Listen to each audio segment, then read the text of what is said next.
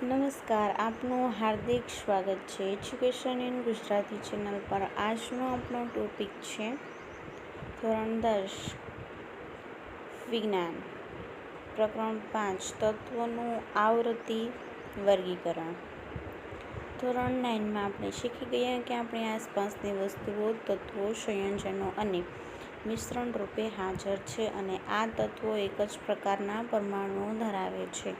શું તમે જાણો છો કે આજ દિન સુધી કેટલા તત્વો જાણીતા થયા છે? હાલમાં 118 તત્વો આપણા માટે જાણીતા છે। આ તમામ તત્વો જુદા જુદા ગુણધર્મો ધરાવે છે। આ 118 પૈકી માત્ર 94 કુદરતી રૂપે પ્રાપ્ત છે। જેમ જેમ જુદા જુદા તત્વોની શોધ થતી ગઈ તેમ તેમ વૈજ્ઞાનિકોએ આ તત્વોના ગુણધર્મો વિશે વધુને વધુ માહિતી એકત્ર કરી।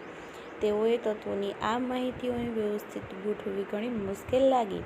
તેમણે તેમના ગુણધર્મોમાં કોઈ ભાત શોધવાનું શરૂ કર્યું કે જેના આધારે આટલી મોટી સંખ્યાના તત્વોનો તેઓ સરળતાથી અભ્યાસ કરી શકે।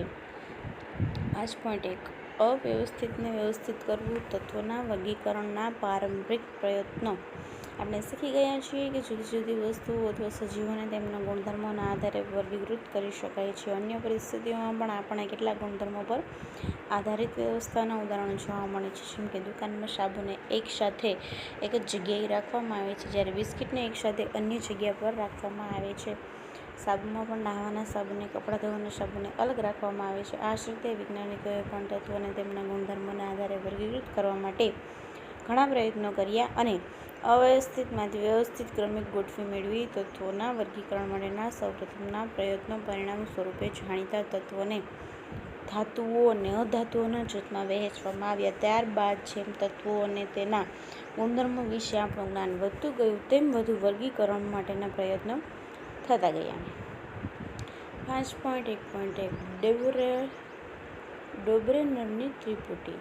1817ના વર્ષમાં જર્મન રાસાયણિક વિજ્ઞાની જોહાન વુલ્ફગેંગ ડોબ્રેનરે સમાન ગુણધર્મો ધરાવતા તત્વોને જૂથમાં ગોઠવવાનો પ્રયાસ કર્યો। તેમણે 3 તત્વો ધરાવતા કેટલાક જૂથો ઓળખી બતાવ્યા, તેથી તેમણે તે જૂથોને ત્રિપુટી કહ્યા। ડોબ્રેનરે દર્શાવ્યું કે ત્રિપુટીના 3 તત્વોને તેમના પરમાણ્વીય દળના ચડતા ક્રમમાં ગોઠવવામાં આવે ત્યારે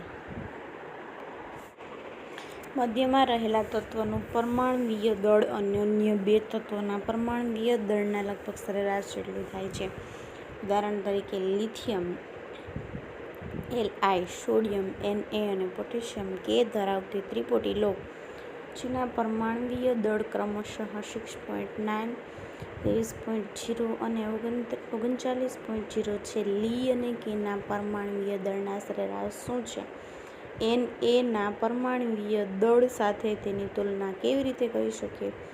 નીચે 3 તત્વોના કેટલાક જૂથો આપેલા છે। આ તત્વોને પરમાણ્વીય દળના ચડતા ક્રમમાં ઉપરથી નીચે તરફ ગોઠવવામાં આવ્યા છે। શું તમે શોધી શકો છો કે આ જૂથો પૈકી કયું ડોબ્રેનરની ત્રિપુટી બનાવે છે? કોષ્ટક 5.1 જૂથ A તત્વ NPAS પરમાણ્વીય દળ 14.0, 31.0, 14.9। જૂથ B તત્વ CASRBA પરમાણ્વીય દળ 40.1, 87.6, 137.3। જૂથ C તત્વ BRA પરમાણ્વીય દળ 35.5, 79.9, 126.9। તમે શોધી શકશો કે સમૂહ B તથા C ડોબ્રેનરની ત્રિપુટી બનાવે છે। ડોબ્રેનર તે સમયે જાણીતા તત્વોમાં માત્ર 3 જ ત્રિપુટીઓ જાણી શક્યા હતા, તેથી ત્રિપુટીઓમાં વર્ગીકૃત કરવાની આ પદ્ધતિ સફળ ન રહી। જોહાન વુલ્ફગેંગ ડોબ્રેનરે જર્મનીના મ્યુનિસબર્ગમાં ઔષધ વિજ્ઞાનનો અભ્યાસ કર્યો અને તે પછી સ્ટ્રેસબર્ગમાં રસાયણશાસ્ત્રનો અભ્યાસ કર્યો। આખરે તે જેના વિશ્વવિદ્યાલયમાં રસાયણશાસ્ત્ર અને ઔષધીય વિજ્ઞાનના પ્રોફેસર બની ગયા। ડોબ્રેનરે જ સૌપ્રથમ પ્લેટિનમનું ઉદ્દીપક તરીકે અવલોકન કર્યું તથા તત્વોની સામ્યતા ધરાવતી ત્રિપુટીની શોધ કરી, જેનાથી તત્વોનો આવર્ત કોષ્ટકનો વિકાસ થયો। 5.1.2 ન્યુલેન્ડનો અષ્ટકનો નિયમ। ડોબ્રેનરના પ્રયાસોએ બીજા રસાયણશાસ્ત્રીઓને તત્વોના ગુણધર્મોના તેમના પરમાણ્વીય દળ સાથે સંબંધ સ્થાપવા માટે પ્રોત્સાહિત કર્યા. 1866માં અંગ્રેજ વૈજ્ઞાનિક જ્હોન ન્યુલેન્ડે જાણીતા તત્વોને પરમાણ્વીય દળના છઠ્ઠા ક્રમમાં ગોઠવ્યા. તેમણે સૌથી ઓછા પરમાણ્વીય દળ ધરાવતા તત્વોથી શરૂઆત કરી. 56માં તત્વ થેરિયમ અને તેણે પૂર્ણ કર્યું. તેમણે જોયું કે પ્રત્યેક 8મા તત્વના ગુણધર્મો પ્રથમ તત્વના ગુણધર્મને મળતા આવે છે. તે જાણી તેની તુલના સંગીતના સૂરો સાથે કરી અને તેથી જ તેમણે તેનો અષ્ટકનો સિદ્ધાંત કહ્યો. તે ન્યુલેન્ડના અષ્ટકનો નિયમ તરીકે જાણીતો છે. ન્યુલેન્ડના અષ્ટકમાં લિથિયમ સોડિયમ ગુણધર્મો સમાન હતા. સોડિયમ લિથિયમ પછીનું 8મું તત્વ છે. આ જ રીતે બેરિલિયમ અને મેગ્નેશિયમ એકબીજાને મળતા આવે છે. ન્યુલેન્ડના અષ્ટકના મૂળ સ્વરૂપનો એક ભાગ કોષ્ટક 5.3માં આપેલો છે. કોષ્ટક 5.3 ન્યુલેન્ડનું અષ્ટક. સંગીતના સૂર: શા, શા રે ગ મ પ ધ ની, ડો રે મી ફા સો લા ટી. પેલું છે શા, ડો HF C1 CO તથા NI BR. રે, રે LINAK CURB. ગ, મી BEMG CA ZN SR. મ, ફા B A AL CRY CE તથા LA. પ, શો CSITIINZR. ધ, લા NPMNAS. ની, ટી OSFECE. શું તમે જાણો છો? શું તમે સંગીતના સૂરોથી પરિચિત છો? ભારતીય સંગીત પ્રણાલીમાં સંગીતના 7 સૂર હોય છે: સા, રે, ગ, મ, પ, ધ, ની. પશ્ચિમમાં લોકો આ સૂરોને આ પ્રકારે ઉપયોગ કરે છે: ડો, રે, મી, ફા, સો, લા, ટી. સૂરના માપક્રમ પૂર્ણ અને અર્ધ પદ પ્રવૃત્તિ વિરામથી અલગ કરેલ છે. આ સૂરોનો ઉપયોગ કરી કોઈ સંગીતકાર સંગીતની રચના કરે છે. તે સ્પષ્ટ કે સૂર વારંવાર પુનરાવર્તિત કરાય છે. પ્રત્યેક 8મો સૂર પ્રથમ સૂર જેવો હોય છે તથા તે પછીની પંક્તિનો પ્રથમ સૂર હોય છે. એવું શોધાયું છે કે અષ્ટકનો સિદ્ધાંત માત્ર કેલ્શિયમ સુધી જ લાગુ પડતો હતો, કારણ કે કેલ્શિયમ પછી પ્રત્યેક 8મા તત્વના ગુણધર્મો પહેલા તત્વોને મળતા આવતા નથી. ન્યુલેન્ડે કલ્પના કરી કે કુદરતમાં માત્ર 56 તત્વો હાજર છે અને ભવિષ્યમાં કોઈ અન્ય તત્વ શોધાશે નહીં, પરંતુ ત્યારબાદ અનેક નવા તત્વો શોધાયા જેના ગુણધર્મો અષ્ટકના સિદ્ધાંતમાં બંધ બેસતા નથી. પોતાના કોષ્ટકમાં તત્વોને બંધ બેસાડવા માટે ન્યુલેન્ડે 2 તત્વોને એક જૂથમાં શોર્ટ રાખી દીધા, પરંતુ કેટલાક અસમાન તત્વોને પણ એક જૂથમાં રાખ્યા. શું તમે કોષ્ટક 5.3માં આવા ઉદાહરણ શોધી શકો છો? ધ્યાન આપો કે કોબાલ્ટ અને નિકલ એક જ જૂથમાં છે અને એક જ સાથે ક્લોરીન અને બ્રોમિન સાથે હરોળમાં રાખવામાં આવ્યા છે, જેમના ગુણધર્મો આ તત્વ કરતાં જુદા છે. આર્યન કે જે કોબાલ્ટ અને નિકલ સાથે ગુણધર્મોમાં સમાનતા ધરાવે છે, તેને આ તત્વોથી દૂર રાખવામાં આવ્યું છે. આમ ન્યુલેન્ડના અષ્ટકનો સિદ્ધાંત માત્ર હલકા તત્વો માટે જ યોગ્ય ઠર્યો. પ્રશ્ન પહેલો, શું ડોબ્રેનની ત્રિપુટી ન્યુલેન્ડના અષ્ટકના સમૂહમાં પણ જોવા મળે છે? સરખામણી કરી શોધી કાઢો. બીજું, ડોબ્રેનરના વર્ગીકરણની મર્યાદાઓ શું છે? ત્રીજું, ન્યુલેન્ડના અષ્ટકના સિદ્ધાંતની મર્યાદા શું છે? 5.2 અવ્યવસ્થિતમાંથી વ્યવસ્થિત કરવું. મેન્ડેલિફનું આવૃત કોષ્ટક. ન્યુલેન્ડના અષ્ટકનો સિદ્ધાંત અસ્વીકાર્ય થયા બાદ પણ અનેક વિજ્ઞાનીઓ કે તત્વના ગુણધર્મોના તેમના પરમાણ્વીય દળ સાથે સંબંધની પેટર્ન શોધવાનું ચાલુ રાખ્યું. તત્વોના વર્ગીકરણનો મુખ્ય શ્રેય રશિયન રસાયણશાસ્ત્રી દમિત્રી ઇવાનોવિચ મેન્ડેલિફને ફાળે જાય છે. તત્વોના આવૃત કોષ્ટકના પારંપરિક વિકાસમાં તેમનું યોગદાન મુખ્ય રહ્યું છે. તેમાં તત્વોને તેમના મૂળભૂત ગુણધર્મો, પરમાણ્વીય દળ અને રાસાયણિક ગુણધર્મોમાં સામ્યતાના આધારે ગોઠવવામાં આવ્યા હતા. દમિત્રી ઇવાનોવિચ મેન્ડેલિફ 1834-1907. મેન્ડેલિફનો જન્મ 8 ફેબ્રુઆરી 1834માં રશિયાના પશ્ચિમી સાઇબિરિયાના ટોબાલ્સ્કમાં થયો હતો. જેમની પ્રાથમિક શિક્ષા પછી મેન્ડેલિફ પોતાની માતાના પ્રયાસોને કારણે વિશ્વવિદ્યાલયમાં પ્રવેશ મેળવી શક્યા હતા. પોતાની શોધને તેમણે પોતાની માતાને સમર્પિત કરતા લખ્યું. તેણીએ મને ઉદાહરણ આપી સમજાવ્યું પ્રેમથી સમજાવ્યું. પોતાના બાકી કાર્ય અને શક્તિનો ઉપયોગ કરીને મારી જુદી જુદી જગ્યાએ પ્રવાસ કર્યો. તેણી જાણીતી હતી કે વિજ્ઞાનની મદદથી હિંસા વગર, પરંતુ પ્રેમ અને દ્રઢતાથી અંધવિશ્વાસ, અસત્ય ધારણાઓ અને ભૂલોને દૂર કરી શકાય છે. તેમના દ્વારા આપેલ તત્વોની ગોઠવણી મેન્ડેલિફનું આવર્ત કોષ્ટક કહે છે. આવર્ત કોષ્ટક રસાયણશાસ્ત્રમાં એક જ નવો નિયમ સાબિત થયો છે કે જેનાથી નવા તત્વોની શોધને પ્રેરણા મળી.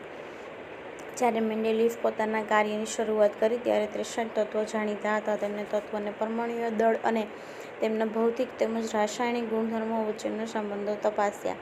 રાસાયણિક ગુણધર્મોની વચ્ચે મેન્ડેલિફે તત્વોના ઓક્સિજન અને હાઇડ્રોજન સાથે બનતા સંયોજનો પર ધ્યાન કેન્દ્રિત કર્યું. તેમણે ઓક્સિજન અને હાઇડ્રોજનને પસંદ કર્યા કેમ કે તે અતિસક્રિય છે તથા મોટાભાગના તત્વો સાથે સંયોજનો બનાવે છે.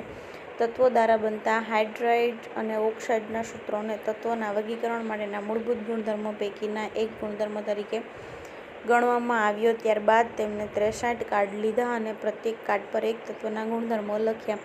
તેમણે સમાન ગુણધર્મો ધરાવતા તત્વોને અલગ કર્યા અને તે કાર્ડ પર ટાંકણી લગાવીને દિવાલ પર એકસાથે લગાવ્યા.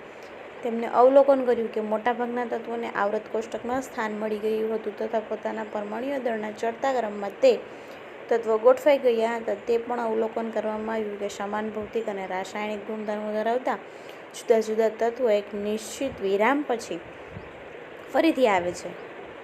તેને આધારે મેન્ડેલિફ આવર્ત નિયમો બનાવે છે. દર્શાવે છે કે તત્વોના ગુણધર્મો તેના પરમાણુય દળના આવર્તનીય વિધેય છે. મેન્ડેલિફના આવર્ત કોષ્ટકમાં ઊભા સ્તંભ કે જેને સમૂહ તથા આડી હરોળ કે જેને આવર્ત કહે છે તેમાં સમાવેશ થયેલ છે. કોષ્ટક 5.4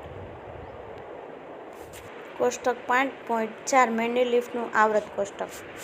સમૂહ oxide hydride 1 R2O RH2 RORH2 3 R2O3RH3 4 RO2RH4 5 R2O5RH3 6 RO3RH2 7 R2O7RH RO4 આવર્ત. પહેલું AB 2 AB 3 AB 4 AB 5 AB 6 AB 7 AB 8 Sankranti શ્રેણી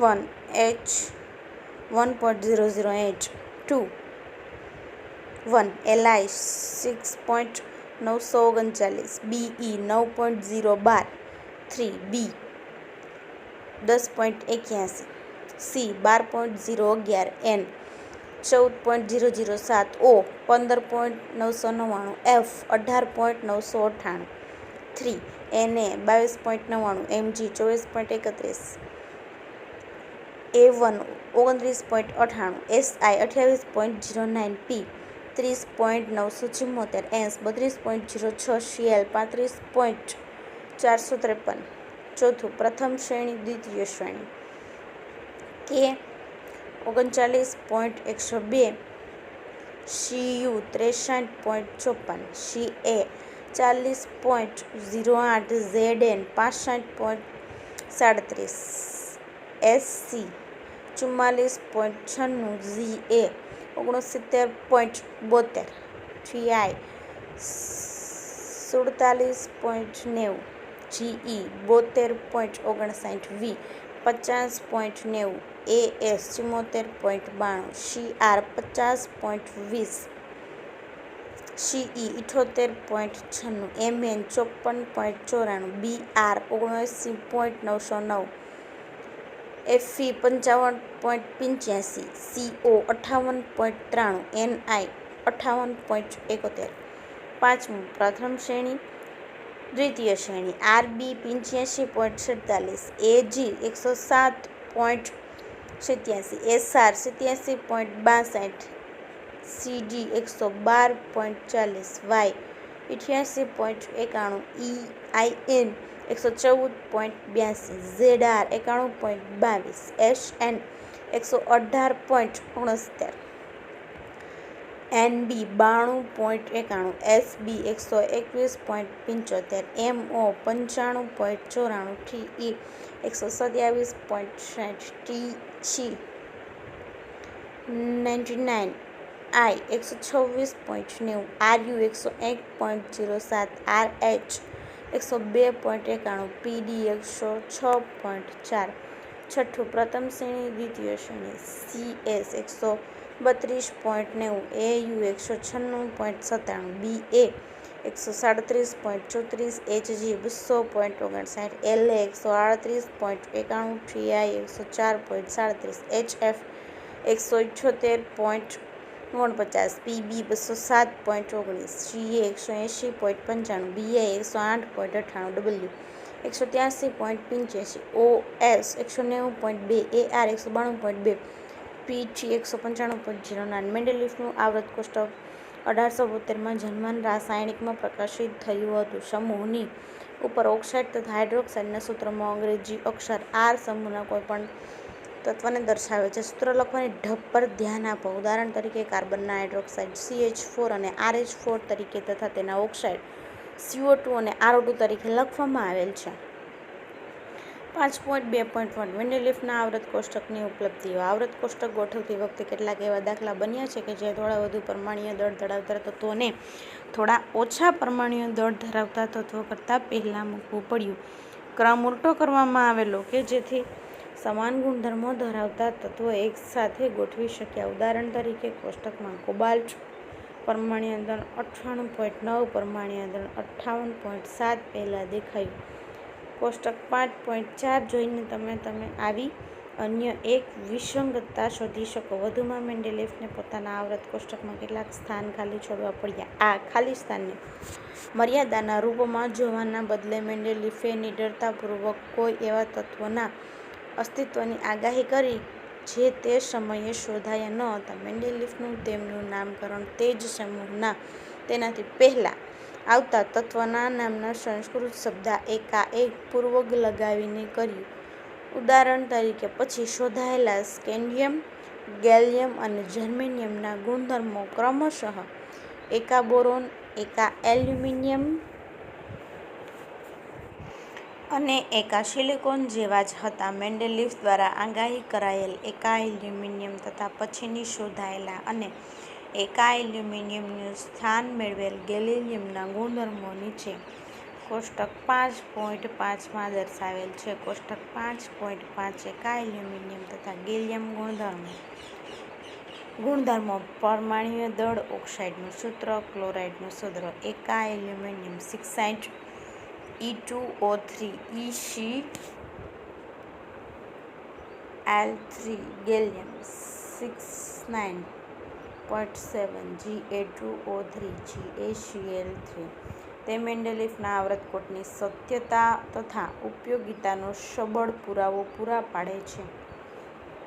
તેનાથી વિશેષ મેન્ડેલિફની અભિધારણાની અસાધારણ સફળતા એ હતી કે રસાયણશાસ્ત્રીઓ તેમના આવૃત કોષ્ટક માત્ર સ્વીકાર જ ન કર્યો પરંતુ તે ખ્યાલ કે જેના પર તે ધારણા આધારિત હતી તેના તેમને સર્જનહાર માન્યા. નિષ્ક્રિય વાયુઓ જેવા કે હિલિયમ, નિયોન અને આર્ગોનનો અગાઉ પણ અનેક સંદર્ભમાં ઉપયોગ થતો હતો. આ વાયુઓની શોધ ઘણી મોડી થઈ કારણ કે નિષ્ક્રિય હતા અને વાતાવરણમાં તેમનું પ્રમાણ ઘણું ઓછું છે. મેન્ડેલિફના આવૃત કોષ્ટકની એક વિશેષતા એ પણ છે કે જ્યારે આ વાયુઓની શોધ થઈ હતી ત્યારે અગાઉની શ્રેણી ગોઠવણી અને ખલેલ પહોંચ્યા વગર તેને નવા સમૂહમાં રાખવામાં આવ્યા. 5.2.2 મેન્ડેલિફના વર્ગીકરણની મર્યાદાઓ. હાઇડ્રોજનના સંયોજનો HCl, H2O, H2S. સોડિયમના સંયોજનો NaCl, Na2O, Na2S. હાઇડ્રોજનની ઇલેક્ટ્રોનિક રચના આલ્કલી ધાતુઓને મળતી આવે છે. આલ્કલી ધાતુઓની માફક હાઇડ્રોજન પણ હેલોજન, ઓક્સિજન અને સલ્ફર સાથે એક સમાન સૂત્ર ધરાવતા સંયોજનો બનાવે છે કે જે અહીં ઉદાહરણમાં દર્શાવેલ છે. બીજી તરફ હેલોજનની માફક હાઇડ્રોજન પણ દ્વિપરમાણ્વીય અણુ સ્વરૂપે અસ્તિત્વ ધરાવે છે તેમજ તે ધાતુઓ અને અધાતુઓ સંયોજાઈને સહસંયોજક સંયોજનો બને છે. પ્રવૃત્તિ 5.1 હાઇડ્રોજનની આલ્કલી ધાતુઓ અને હેલોજન પરિવાર સાથેની સમાનતાને જોતા તેને મેન્ડેલિફના આવૃત કોષ્ટકમાં યોગ્ય સ્થાન પર મૂકો. હાઇડ્રોજનને કયા સમૂહ અને આવૃતમાં રાખવું જોઈએ? ચોક્કસપણે આવૃત કોષ્ટકમાં હાઇડ્રોજનને નિશ્ચિત સ્થાન આપી શકાય નહીં. આ મેન્ડેલિફના આવૃત કોષ્ટકની પ્રથમ મર્યાદા હતી. તે પોતાના આવૃત કોષ્ટકમાં હાઇડ્રોજનને યોગ્ય સ્થાન આપી ન શક્યા. મેન્ડેલિફે તત્વોના આવૃત્તિ વર્ગીકરણ આપ્યા બાદ લાંબા સમય પછી સમસ્થાનિકો શોધ્યા. ચાલો આપણે યાદ કરીએ. કોઈપણ તત્વના સમસ્થાનિકોના રાસાયણિક ગુણધર્મો સમાન હોય છે, પરંતુ તેના પરમાણ્વીય દળ જુદા હોય છે. પ્રવૃત્તિ 5.2 ક્લોરીનના સમસ્થાનિકો Cl35 અને Cl37 ધ્યાનમાં લો. તેમના પરમાણ્વીય દળ જુદા જુદા હોવાથી શું તમે તેઓને અલગ અલગ જૂથમાં મૂકશો? અથવા તેમના રાસાયણિક ગુણધર્મો સમાન હોવાથી તમે તેમને એક જ સ્થાન પર રાખશો? આમ બધા તત્વોના સમસ્થાનિકો મેન્ડેલિફના આવૃત નિયમ માટે એક જ પડકાર હતો. બીજી સમસ્યાઓ એ પણ હતી કે એક તત્વથી બીજા તત્વ તરફ આગળ વધતા પરમાણ્વીય દળ નિયમિત રૂપથી વધતા ન હતા. આથી જ તે અનુમાન લગાવવું મુશ્કેલ થઈ ગયું હતું કે બે તત્વો વચ્ચે કેટલા તત્વો શોધી શકાય છે. વિશેષ રૂપે જ્યારે આપણે ભારે તત્વોનો વિચાર કરીએ છીએ ત્યારે મેન્ડેલિફના આવૃત કોષ્ટકનો ઉપયોગ કરી નીચેના તત્વોના ઓક્સાઇડના સૂત્રોનું અનુમાન લગાવો: K, C, Al, Si, Ba. બીજું, ગેલિયમ સિવાય અત્યાર સુધી કયા કયા તત્વો વિશે જાણ થઈ છે જેના માટે મેન્ડેલિફે પોતાના આવૃત કોષ્ટકમાં ખાલી સ્થાન છોડ્યું હતું? ગમે તે 2. ત્રીજું, મેન્ડેલિફે પોતાનું આવૃત કોષ્ટક તૈયાર કરવા માટે કયા માપદંડ ધ્યાનમાં લીધા? ચોથું, તમારા મત મુજબ નિષ્ક્રિય વાયુને શા માટે અલગ સમૂહ રાખવામાં આવ્યા? 5.3 અવ્યવસ્થિતમાંથી વ્યવસ્થિત કરવું. આધુનિક આવૃત કોષ્ટક 1913માં હેન્રી મોસલે દર્શાવ્યું કે નીચે વર્ણવ્યા પ્રમાણે તત્વના પરમાણ્વીય દળની તુલનામાં તેનો પરમાણ્વીય ક્રમાંક Z સંકેત દ્વારા દર્શાવાય છે વધુ આધારભૂત ગુણધર્મ છે. તે અનુસાર મેન્ડેલિફના આવૃત કોષ્ટકમાં બદલાવ કરવામાં આવ્યો અને પરમાણ્વીય ક્રમાંકને આધુનિક આવૃત કોષ્ટકના આધાર સ્વરૂપે સ્વીકારવામાં આવ્યો. તેમજ આધુનિક આવૃત નિયમને આ પ્રમાણે રજૂ કરી શકાય: તત્વોના ગુણધર્મો તેમના પરમાણ્વીય ક્રમાંકના આવર્તનીય વિધેય છે. ચાલો આપણે યાદ કરીએ કે પરમાણ્વીય ક્રમાંક આપણને પરમાણુના કેન્દ્રમાં રહેલા પ્રોટોનની સંખ્યા આપે છે અને એક તત્વથી બીજા તત્વ તરફ જતા આ સંખ્યામાં એક એકમનો વધારો થાય છે. તત્વોની તેમના પરમાણ્વીય ક્રમાંકના છઠ્ઠા ક્રમમાં ગોઠવણી આપણને આધુનિક આવૃત કોષ્ટક તરીકે ઓળખાતા વર્ગીકરણ તરફ દોરી જાય છે. જ્યારે તત્વોને પરમાણ્વીય ક્રમાંકના છઠ્ઠા ક્રમમાં ગોઠવી શકાય ત્યારે તત્વોના ગુણધર્મોની આગાહી વધુ ચોકસાઈપૂર્વક થઈ શકે. પ્રવૃત્તિ 5.3 આધુનિક આવૃત કોષ્ટકમાં નિકલ અને કોબાલ્ટના સ્થાન કેવી રીતે નિશ્ચિત કરવામાં આવ્યા છે? આધુનિક કોષ્ટકમાં જુદા જુદા તત્વોના સમસ્થાનિકોના સ્થાન કેવી રીતે નિશ્ચિત કરવામાં આવ્યા છે? શું 1.5 પરમાણ્વીય ક્રમાંક ધરાવતા તત્વને હાઇડ્રોજન અને હિલિયમ વચ્ચે રાખવું શક્ય છે? તમારા મત મુજબ આધુનિક આવૃત કોષ્ટકમાં હાઇડ્રોજન ક્યાં રાખવું જોઈએ? કોષ્ટક 5.6 આધુનિક આવૃત કોષ્ટક ધાતુઓ, અર્ધધાતુઓ, અધાતુઓ આપેલી છે. વાંકી ચૂકી રેખા ધાતુઓને ધાતુઓથી અલગ કરે છે, જેમ કે સમૂહ ક્રમ, આવૃત, લેન્થેનોઇડ્સ, એક્ટિનોઇડ્સ વગેરે આધુનિક આવૃત કોષ્ટકમાં દર્શાવેલું છે.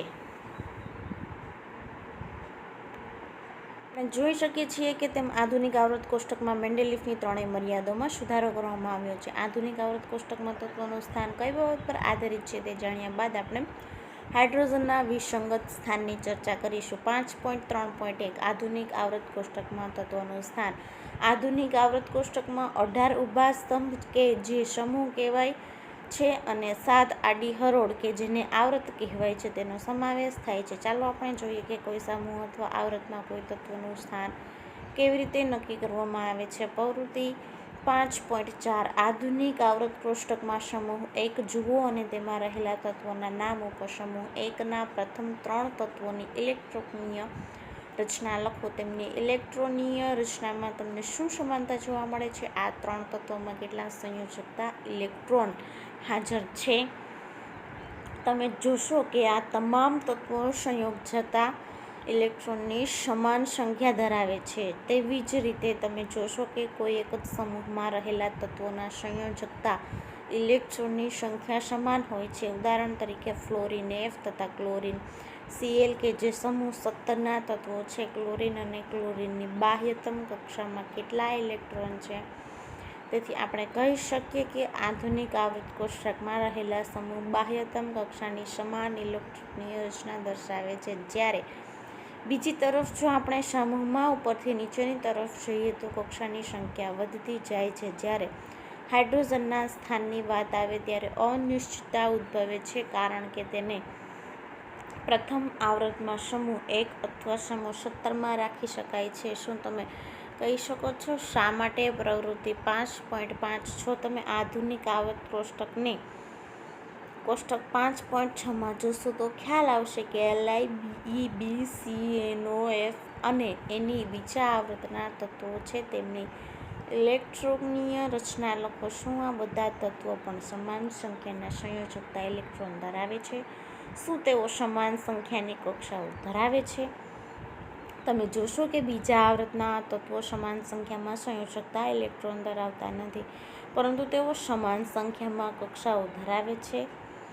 તમે તે પણ અવલોકન કરો છો કે આવૃત્તમાં ડાબીથી જમણી તરફ જતા જો પરમાણ્વીય ક્રમાંકમાં 1 એકમનો વધારો થાય તો સંયોજકતા કક્ષાના ઇલેક્ટ્રોનમાં પણ 1 એકમનો વધારો થાય છે. અથવા આપણે કહી શકીએ કે સમાન સંખ્યામાં ભરાયેલી કક્ષાઓ ધરાવતા જુદા જુદા તત્વોના પરમાણુઓ એક જ આવૃત્તમાં મૂકવામાં આવે છે. એને Mg, Al, Si, P, S, Cl અને Ar આધુનિક આવૃત્ત કોષ્ટકમાં ત્રીજા આવૃત્તમાં રહેલા છે. તેથી આ તત્વોના પરમાણુ ઇલેક્ટ્રોન K, L અને M કક્ષાઓમાં કોષ ભરાયેલા છે. આ તત્વોની ઇલેક્ટ્રોનીય રચના લખો અને ઉપર્યુક્ત વિધાનની ચકાસણી કરો. દરેક આવૃત્ત નવી ભરાયેલી ઇલેક્ટ્રોન કક્ષા દર્શાવે છે. પહેલા, બીજા, ત્રીજા અને ચોથા આવૃત્તમાં કેટલા તત્વો છે? જુદી જુદી કક્ષાઓમાં ઇલેક્ટ્રોન કેવી રીતે ભરાય છે? તેના આધારે આપણે આ આવૃત્તમાં તત્વોની સંખ્યા સમજાવી શકીએ છીએ. ઉપલા ધોરણમાં તમે આ વિશે વિસ્તૃત અભ્યાસ કરશો. યાદ કરો કે કોઈ કક્ષામાં ઇલેક્ટ્રોનની મહત્તમ સંખ્યા n2 સૂત્ર પર આધાર રાખે છે, જ્યાં n એ કેન્દ્રથી દૂર આપેલા કક્ષાનો ક્રમ છે. ઉદાહરણ તરીકે K કક્ષા 2 × n2 બરાબર 2, L કક્ષા 2 × 2 બરાબર 8. પ્રથમ આવૃત્તમાં 2, બીજા આવૃત્તમાં 8 અને ત્રીજા, ચોથા, પાંચમા, છઠ્ઠા અને સાતમા આવૃત્તમાં અનુક્રમે 8, 18, 18, 32 અને 32 તત્વો છે. આ માટેનું કારણ તમે ઉપલા ધોરણમાં શીખશો. આવૃત્ત કોષ્ટકમાં તત્વોનું સ્થાન તેની રાસાયણિક પ્રતિક્રિયાત્મકતા વિશે માહિતી આપે છે. તમે શીખી ગયા છો તે મુજબ સંયોજકતા ઇલેક્ટ્રોન તત્વ દ્વારા બનતા બંધના પ્રકાર અને સંખ્યા નક્કી કરે છે. શું હવે તમે કહી શકો કે મેન્ડેલિફે પોતાના કોષ્ટકમાં તત્વોના સ્થાન નક્કી કરવા માટે સંયોજનના સૂત્રનો આધાર લીધો હતો? તે શા માટે યોગ્ય હતો? તેના આધારે સમાન રાસાયણિક ગુણધર્મો ધરાવતા તત્વોને એક જ સમૂહમાં કેવી રીતે લખી શકાય? 5.3.2 આધુનિક આવૃત્ત કોષ્ટકમાં વલણ સંયોજકતા. તમે જાણો છો કે તત્વોની સંયોજકતા તેના પરમાણુ બાહ્યતમ કક્ષામાં રહેલા સંયોજકતા ઇલેક્ટ્રોનની સંખ્યા દ્વારા નક્કી થાય છે. પ્રવૃત્તિ 5.6 કોઈ પણ તત્વની ઇલેક્ટ્રોનીય રચના ના આધારે તમે તેની સંયોજકતાની ગણતરી કેવી રીતે કરશો? પરમાણ્વીય ક્રમાંક 12 ધરાવતા મેગ્નેશિયમ અને પરમાણ્વીય ક્રમાંક 16 ધરાવતા સલ્ફરની સંયોજકતા કેટલી છે? તે જ રીતે પ્રથમ 20 તત્વોની સંયોજકતાઓ શોધો. આવર્તમાં ડાબીથી જમણી તરફ જતા સંયોજકતા કેવી રીતે બદલાય છે? સમૂહમાં ઉપરથી નીચે તરફ જતા સંયોજકતા કેવી રીતે બદલાય છે? પરમાણ્વીય કદ. પરમાણ્વીય કદ શબ્દ પરમાણુની ત્રિજ્યાનો ઉલ્લેખ કરે છે. પરમાણ્વીય કદને એક સ્વતંત્ર પરમાણુના કેન્દ્રથી તેની સૌથી બહારની કક્ષા વચ્ચેના અંતર સ્વરૂપે જોવામાં આવે છે. હાઇડ્રોજન પરમાણુની પરમાણ્વીય ત્રિજ્યા 37 pm છે. પિકોમીટર 1 pm બરાબર 1012 m. ચાલો આપણે સમૂહ અને આવર્તમાં પરમાણ્વીય કદના જુદાપણા વિશે અભ્યાસ કરીએ. પ્રવૃત્તિ 5.7 બીજા આવર્તના તત્વોની પરમાણ્વીય ત્રિજ્યા નીચે આપેલી છે. બીજા આવર્તના તત્વોની પરમાણ્વીય રચના. આવર્ત 2 ના તત્વો B, Be, O, N, Li, C. પરમાણ્વીય ત્રિજ્યા 88, 111, 66, 77, 152, 77. તેઓને તેમની પરમાણ્વીય ત્રિજ્યાના ઉતરતા ક્રમમાં ગોઠવો. શું હવે આ તત્વો આવર્ત કોષ્ટકમાં આપેલ આવર્તની ભાતમાં ગોઠવાયેલા છે? કયા તત્વો સૌથી મોટા પરમાણુઓ અને સૌથી નાના પરમાણુઓ ધરાવે છે? આવર્તમાં તમે ડાબીથી જમણી તરફ જાઓ ત્યારે પરમાણ્વીય ત્રિજ્યામાં કેવી રીતે ફેરફાર થાય છે? તમે જોશો કે આવર્તમાં ડાબીથી જમણી તરફ જતાં પરમાણ્વીય ત્રિજ્યા ઘટે છે. કેન્દ્રીય વીજભાર વધવાની સાથે ઇલેક્ટ્રોન કેન્દ્ર તરફ ખેંચવાનું વલણ ધરાવે છે, જેને કારણે પરમાણ્વીય કદ ઘટે છે. પ્રવૃત્તિ 5.8 નીચે આપેલા પ્રથમ સમૂહના તત્વોની પરમાણ્વીય ત્રિજ્યામાં ફેરફારનો અભ્યાસ કરો અને તેમને ચડતા ક્રમમાં ગોઠવો. સમૂહ 1 ના તત્વો Na, Li, Rb, Sk. પરમાણ્વીય ત્રિજ્યા 186, 152, 244, 262, 231. એવા તત્વોના નામ આપો જે સૌથી મોટા અને સૌથી નાના પરમાણુઓ ધરાવતા હોય. સમૂહમાં ઉપરથી નીચે તરફ જતા પરમાણ્વીય કદમાં કેવી રીતે ફેરફાર થાય છે? તમે જોશો કે સમૂહમાં ઉપરથી નીચે તરફ જતા પરમાણ્વીય કદ વધે છે. આવું એટલા માટે થાય છે કે જે સમૂહના નીચે તરફ જતા નવી કક્ષાઓ ઉમેરાય છે તેનાથી કેન્દ્ર તથા સૌથી બહારની કક્ષા વચ્ચેનું અંતર વધે છે. તેથી જ કેન્દ્રીય વીજભાર વધવા છતાં પરમાણ્વીય કદ વધી જાય છે. ધાત્વિય અને અધાત્વિય ગુણધર્મો. પ્રવૃત્તિ 5.9 ત્રીજા આવર્તના તત્વો તપાસો અને તેમને ધાતુઓ તેમજ અધાતુઓ સ્વરૂપે વર્ગીકૃત કરો. આવર્ત કોષ્ટકની કઈ બાજુ તેમને ધાતુઓ જોવા મળે છે? આવર્ત કોષ્ટકની કઈ બાજુ તેમને અધાતુઓ જોવા મળે છે? આપણે જોઈ શકીએ છીએ તેમ Na અને Mg જેવી ધાતુઓ આવર્ત કોષ્ટકમાં ડાબી બાજુ અને સલ્ફર અને ક્લોરીન જેવી અધાતુઓ જમણી બાજુ રહેલી છે. મધ્યમાં આપણી પાસે સિલિકોન છે કે જે અર્ધધાતુ અથવા ઉપધાતુ તરીકે વર્ગીકૃત થયેલ છે કારણ કે તે ધાતુઓ અને અધાતુઓ બંનેના કેટલાક ગુણધર્મો ધરાવે છે. આધુનિક આવર્ત કોષ્ટકમાં એક વાંકી-ચૂકી રેખા ધાતુને અધાતુથી અલગ કરે છે. આ રેખાની કિનારી પર આવેલા તત્વો બોરોન, સિલિકોન, જર્મેનિયમ, આર્સેનિક, એન્ટિમની, ટેલ્યુરિયમ અને પોલોનિયમ મધ્યવર્તી ગુણધર્મો ધરાવે છે અને તેઓ ઉપધાતુ અથવા અર્ધધાતુ કહેવાય છે. પ્રકરણ 3 માં તમે જોયું છે તે પ્રમાણે બંધ નિર્માણ દરમિયાન ધાતુ ઇલેક્ટ્રોન ગુમાવવાની વૃત્તિ ધરાવે છે, એટલે કે તેઓ સ્વભાવે વિદ્યુતધર્મી છે.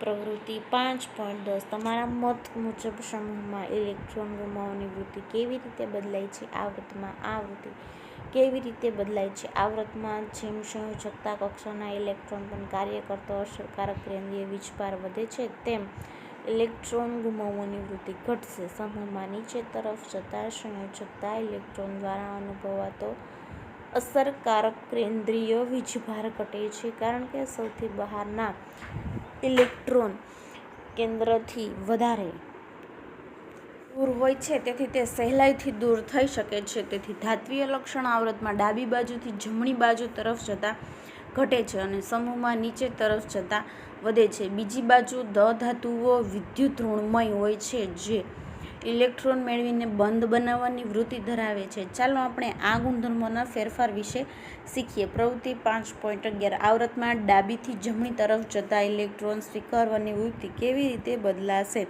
સમૂહમાં નીચે તરફ જતા ઇલેક્ટ્રોન સ્વીકારવાની વૃત્તિ કેવી રીતે બદલાશે?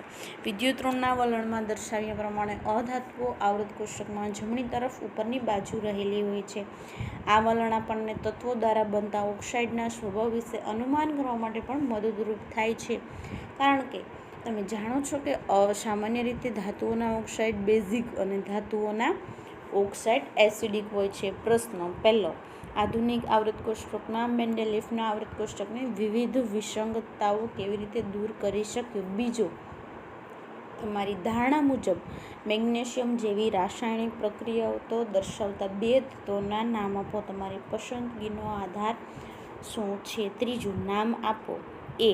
3 તત્વો કે જે તેમની બાહ્યતમ કક્ષામાં એક ઇલેક્ટ્રોન ધરાવે છે. બી.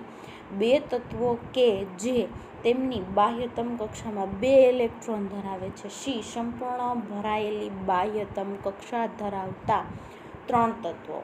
ચોથું, એ.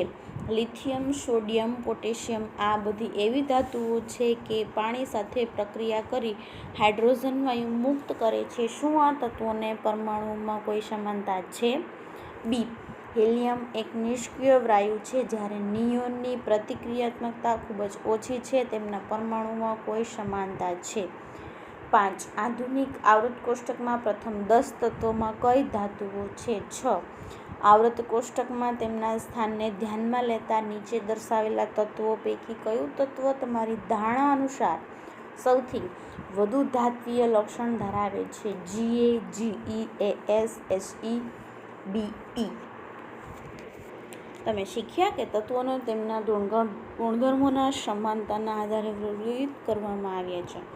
ડોબ્રેનરે તત્વોને ત્રિપુટીમાં વર્ગીકૃત કર્યા જ્યારે ન્યુલેન્ડે અષ્ટકનો નિયમ આપ્યો. મેન્ડેલિફે તત્વોને તેમના પરમાણ્વીય દળના ચડતા ક્રમમાં તથા રાસાયણિક ગુણધર્મોને આધારે ગોઠવ્યા. મેન્ડેલિફે તેમના આવૃત કોષ્ટકમાં ખાલી સ્થાનના આધારે હજી શોધવાના બાકી તત્વોના અસ્તિત્વ વિશે પણ આગાહી કરી. પરમાણ્વીય દળના ચડતા ક્રમને આધારે તત્વોને ગોઠવતા થતી વિસંગતતા પરમાણ્વીય ક્રમાંકના ચડતા ક્રમમાં ગોઠવતા દૂર થઈ ગઈ. તત્વના આ મૂળભૂત ગુણધર્મની શોધ મોસલ દ્વારા થઈ હતી. આધુનિક આવૃત કોષ્ટકમાં તત્વોને 18 ઊભા સ્તંભ કે જેને સમૂહ કહે છે અને 7 આડી હરોળ કે જેને આવૃત કહે છે તેમાં ગોઠવવામાં આવેલા છે.